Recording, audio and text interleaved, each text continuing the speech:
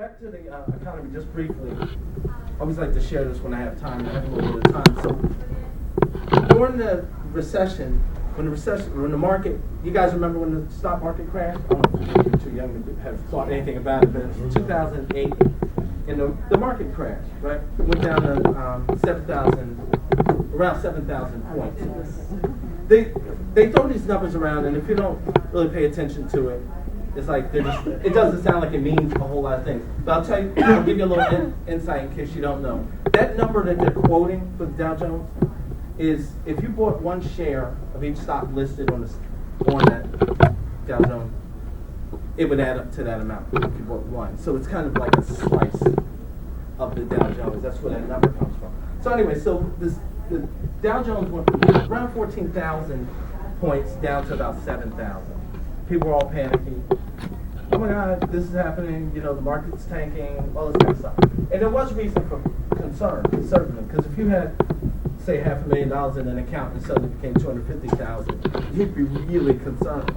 But what I like to point out is, in the middle of that turbulent time was a huge opportunity. You guys remember them talking about AIG? Mm-hmm. AIG was about to fold. They're about to go under. The government said, we're not going to let that happen.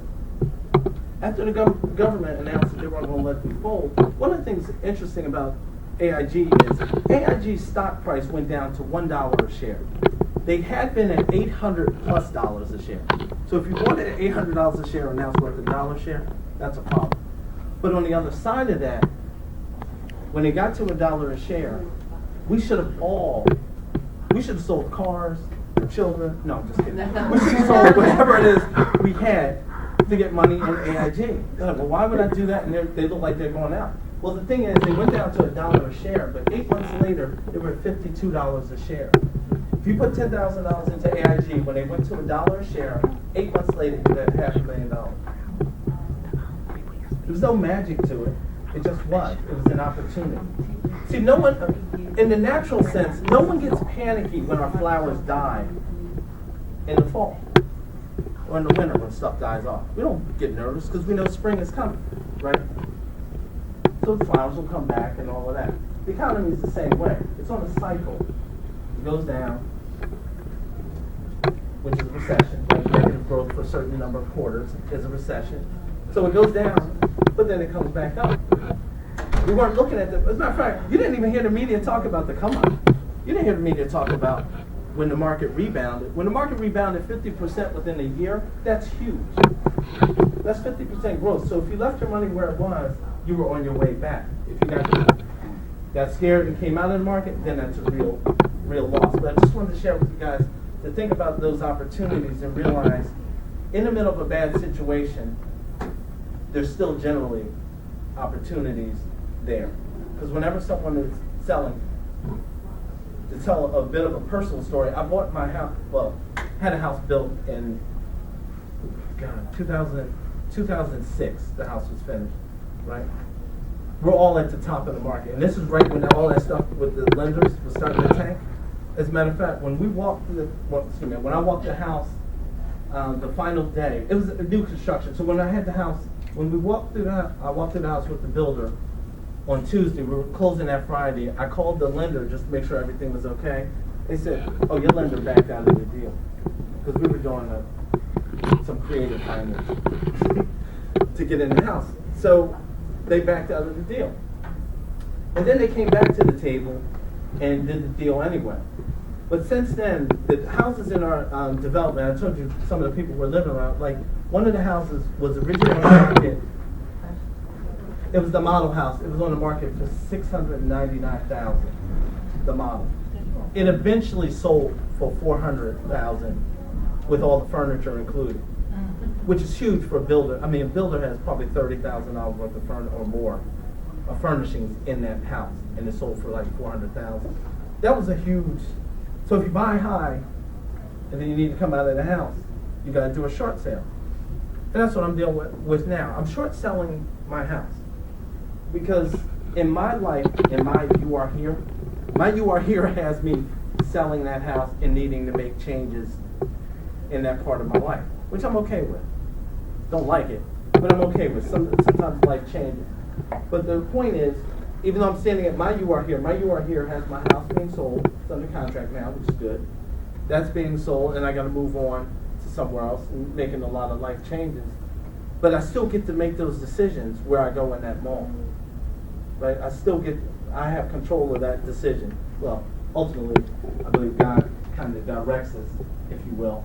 But ultimately, that's what I'm saying, that we get to make those decisions, and that's one of the decisions I'm making. I'm standing at my own "You Are Here" sign. I can't move the sign and say I'm really here.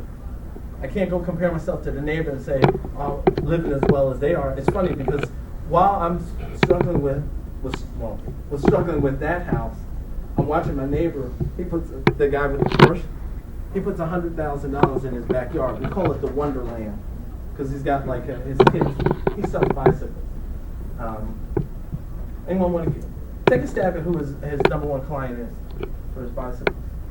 All of you know this place. Where? No. Which is that?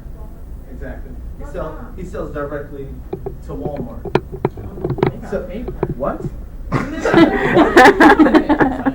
And it's funny. He says because of his. They charge 20 extra hours. Oh yeah. He's doing all right because you know where the bicycles get made, right? Yeah. Not here. Exactly. So anyway, so he was telling me at the same time he was telling me the story about the Porsche. He was telling me that he was talking to the buyer of Walmart, and he makes scooters also. And he said, "Oh, well, how many scooters do you want?" He said, "Oh, they said they wanted 70,000 scooters." He said, "God, that's a lot of. Seems like a lot of scooters." And the Walmart buyer said to him, he said, "There's not a lot of scooters for us." He said, "All 70,000 will be gone within the first 4 hours on Black Friday." Yeah. And they were. They were all gone. He said it's no big deal for Walmart. Walmart knows what they know what they're doing.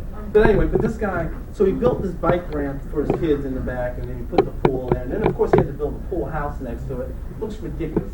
It's embarrassing to be next to it. And I'm saying I don't want to compare myself to where they are. We're in different places in our lives. So I got to navigate my path through the mall, if you will, on my own. I can't follow his path. I'm not going to go manufacture a bicycle, nor do I want to. Right?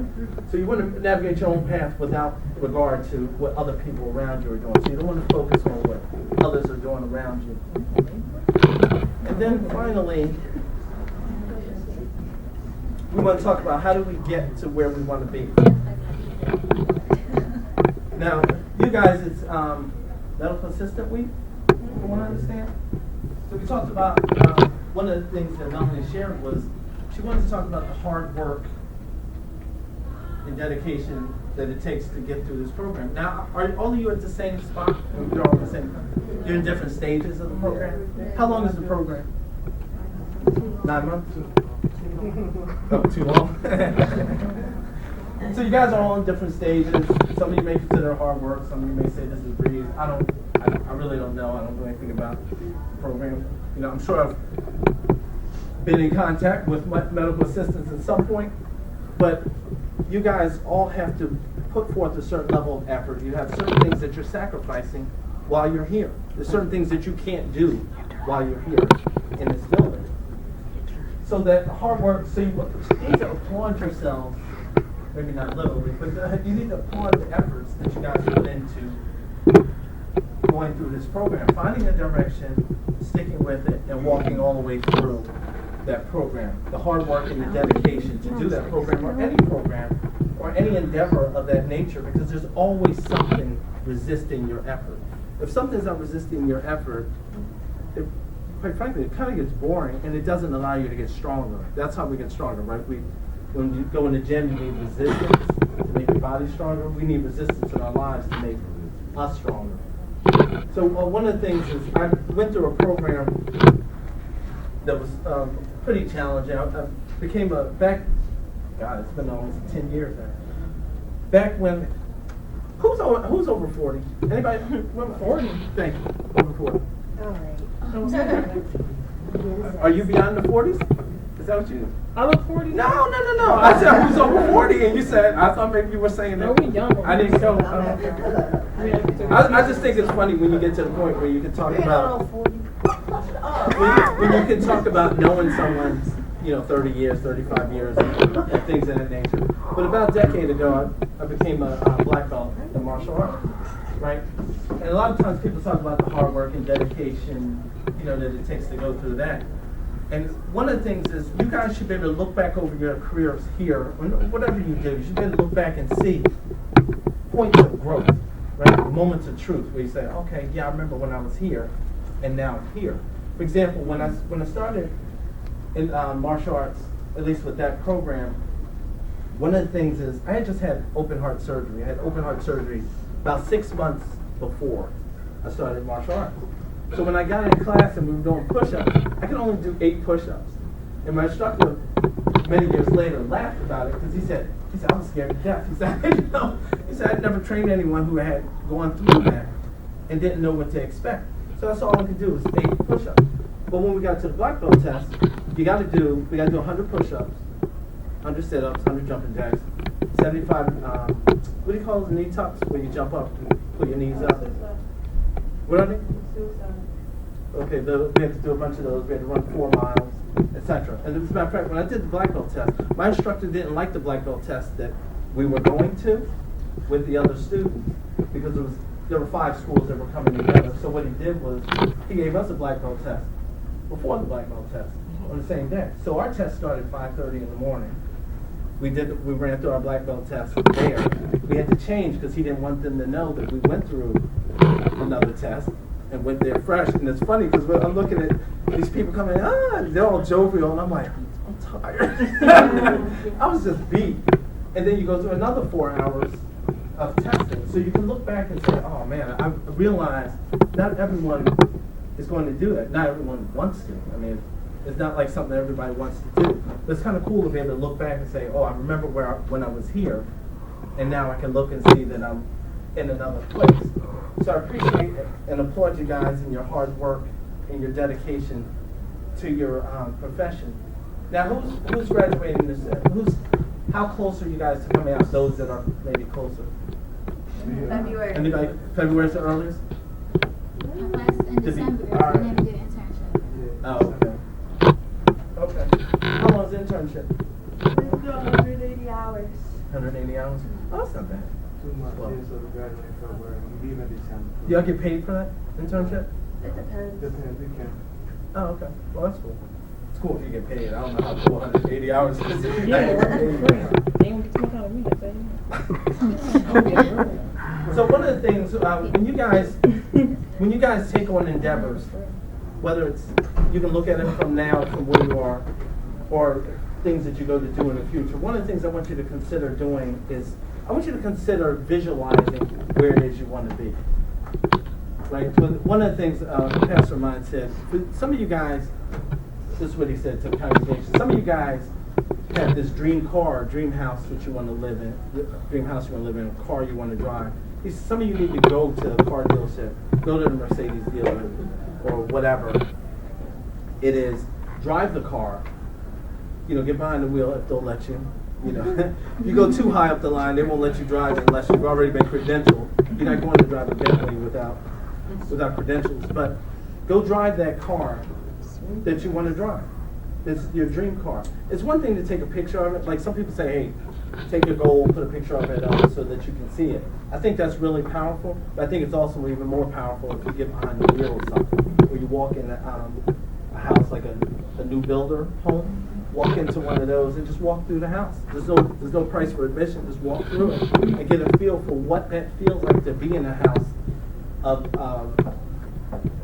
your dreams.